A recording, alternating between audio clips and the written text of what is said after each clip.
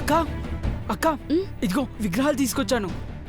ఇడికొచ్చాక ఆలస్యం చెయ్యకక్క. రాములోని సీతమ్మ వారిని పెద్దబాబు గారి చేతులు ఎట్టు. మీ ఇద్దరి చేతుల్ని కలిపే పని ఆ దేవుళ్ళే చూసుకుంటారు. పెద్దబాబు గారిని ఎట్టాగరా కలవడం? పెద్దిల్లు వేరు, ఈ ఇల్లు వేరు. ఎట్నుండి ఎవరు వస్తారో కూడా తెలియదు. భయపడుతూ ఈయన ఎంతసేపు ఉంటావు? ఏదో ఒకటి జరిగి ఈ ఊరికొస్తావని ముందే చెప్పినాను కదా. ఇప్పుడు కూడా అంతే. ఎట్టా జరిగేదుంటే అట్టానే జరుగుతుంది. ఇంకా ఆలోచిస్తూ ఉండకు. బేగా పో. వస్తాను.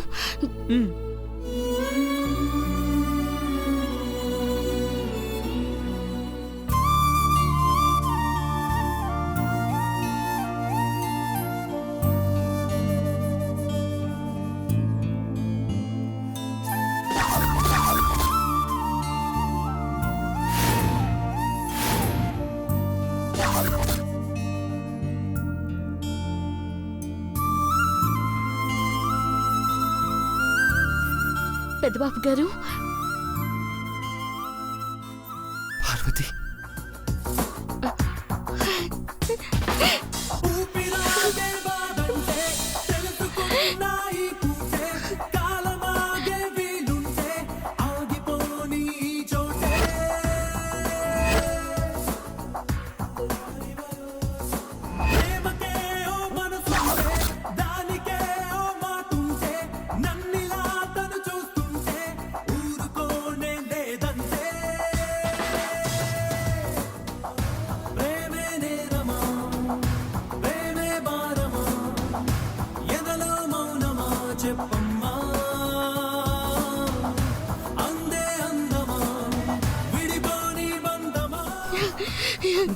పెద్దబాబు గారు వచ్చావు పార్వతి. నువ్వు రాకపోతే ఇక్కడ నా ప్రాణాలు ఉంటాయో ఉండవు అనుకున్నాను. అట్ట మాట్లాడకండి పెద్దబాబు గారు. నిజం పార్వతి, ఆ రాక్షసి మెల్లో నేను తాళి కట్టే క్షణం వస్తే నువ్వు బతుకోవని నాకు తెలుసు. మీకోసం వచ్చినాను పెద్దబాబు గారు. నన్ను నొగ్గేసి మీరు వెళ్ళిపోయినా నేను ఉండలేకపోయాను.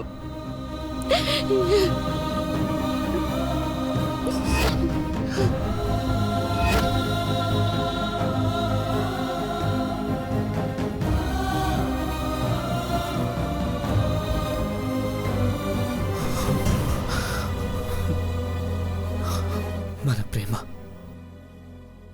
మనల్ని దూరంగా ఉంచదు పార్వతి. రేపు కళ్యాణంలో నీ మెళ్ళలోనే నేను మంగళసూత్రాలు కట్టాలని ఇలా జరిగింది.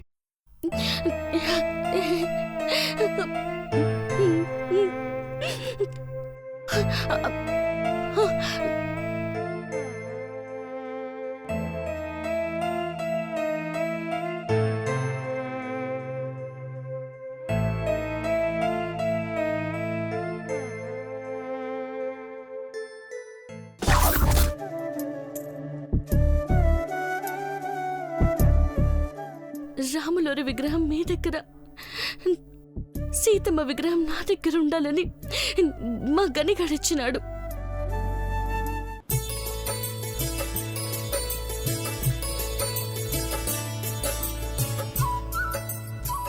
మామ్, డాడ్, ఇంటిని ఎలా డెకరేట్ చేశానో చూసారా? చాలా బాగుంది చిన్నబాబు. ముస్తాబంతా బ్రహ్మాండంగా ఉంది, కానీ ఒకటే ఎక్స్ట్రాగా ఉందనిపిస్తోంది. ఎక్స్ట్రాగా ఏముంది డాడ్? మాట్లాడుకుంటూ ఉంటే ముహూర్తం టైం వచ్చేస్తుంది. పూర్ణ కుంభంతో సీతారాముల వారిని ఇంట్లోకి స్వాగతం పలకాలని పంతులు గారు చెప్పారు. ఆ ఏర్పాట్లు ఎంతవరకు వచ్చాయో చూడండి. అలాగే మామ్. అవును, పెద్దబాబు ఎక్కడున్నాడు? రెడీ అవుతున్నాడు ఆంటీ, వచ్చేస్తాడు. 5 నిమిషాల్లో అందరూ గ్యాదర్ అవ్వాలని చెప్పండి. పదండి.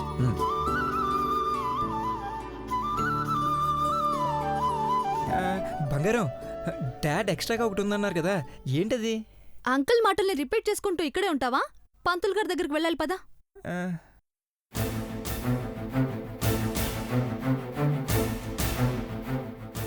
జానీ, పాపం పార్వతిని ఎక్స్ట్రాగా ఇక్కడ ఉందన్నారు కదా.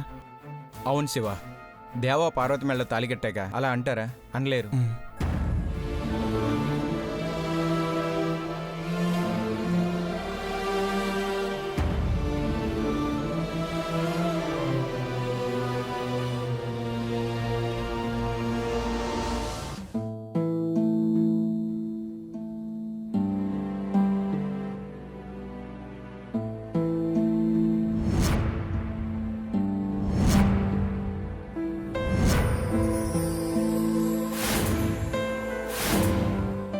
రాజ్యాలు పోయినా ప్రాణమే పోతుందన్నా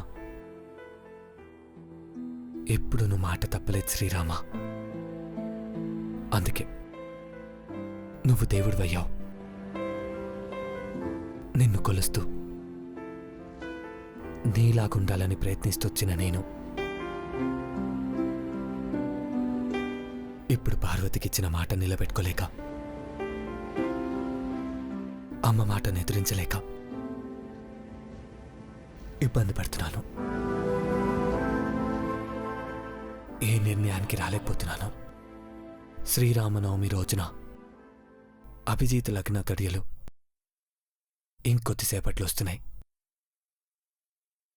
ఆ ముహూర్తానికి మీ ఇద్దరి కళ్యాణం జరిగింది కాబట్టి ఎన్ని కష్టాలొచ్చినా ఒకటిగా నిలిచారంటారు. అదే ముహూర్తానికి నీ వేషధారంతో పార్వతిని నేను పెళ్లి చేసుకుంటే 7 జన్మలు కలిసుంటామని చెప్పారు. కానీ అలా జరుగుతుందా? నా పార్వతిని పెళ్లి కూతుర్ని చేస్తారా? నా చుట్టుపక్కలున్న వాళ్ళెవ్వరూ దీనికి ఒప్పుకోరు. ఇంకేం జరిగినా అది నీ దయా దాక్షిణ్యాల వల్ల జరగాలి స్వామి. నేను వెళ్ళే అన్ని దారులు మూసుకుపోయాయి. దిక్కుతోచని స్థితిలో ఉన్నాను. నువ్వే ఆదుకోవాలి శ్రీరామ. అరే, ఇప్పుడు ఇది పనిచేస్తున్నట్లుంది.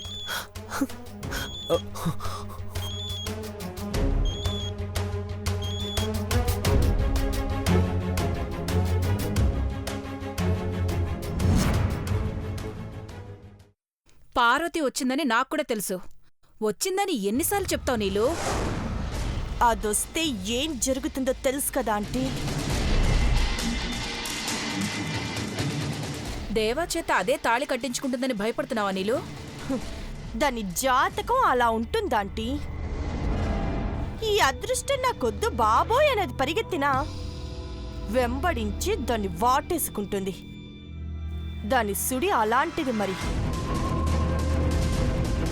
అది రాకపోయింటే పెదబాబు మనసు చంపుకునైనా నీ మెళ్ళో తాళి కట్టేవాడని నీ బాధ, అంతే కదా? కాని వచ్చేసిందాంటీ. ఐశ్వర్య తీసుకొచ్చేసింది.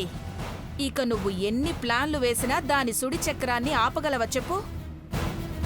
100 సార్లు ఫెయిల్ అయినా ఒక్కసారైనా మనం సక్సెస్ కాలేవా ఆంటీ? ఈసారి ఆపుతాను.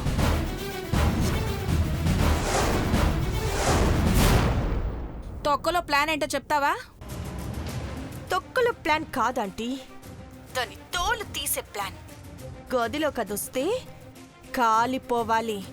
అరేంజ్మెంట్స్ చేసి పెడితే దాన్ని రూమ్లోకి రప్పించడం ఎంతసేపు చెప్పు? మంటపంలో మంట లేకున్నా పర్లేదు కానీ దాని ఒంటి మీదైతే ఉండాలి. ప్లాన్ని ఎలా అమలు చేయాలో 5 నిమిషాల్లో చెప్తానంటీ. ఈసారి మిస్ చేయకు నీలు. ఎందుకంటే ఈ పొరపాటు ఈ ఒక్క రోజుతో పోయేది కాదు. 7 జన్మల దాకా సంతానాన్ని అనుభవించాల్సొస్తుంది. ఈ జన్మతోనే పార్వతి కదా కాలి బూడిదవ్వాలంటీ. సరే సరే, ఒకసారి అఖిలకని పలకరించొస్తే ఎవరికి డౌట్ రాదు. పద వెళ్దాం. ఈ రూమ్లోకి పార్వతి వస్తే మాడి మొసైపోతుంది.